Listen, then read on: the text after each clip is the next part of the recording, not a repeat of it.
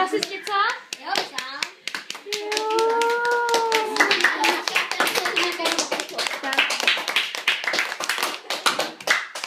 Tak nám, Mirku, něco řekni to. Naprosto. Nic! Mirku. Já neumím říkat proslov. Ne, dělej. Jsem nervózní. Ne, tak řekni třeba, jak se cítíš. Fajn. Tak poděkuj kamarádům, že přišli. Díky Adame, díky Davide, díky Filipe. Je škoda, že tady není Matěj.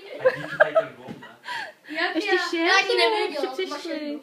Díky Tome a díky Dominiku. Hej, a jako já jsem stával kvůli tobě 6:30. Teď se to nepožívá, to se za to můžeš ty.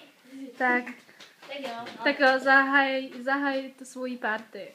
Oh yeah, dám si mapy. Jak je, že A nevehejte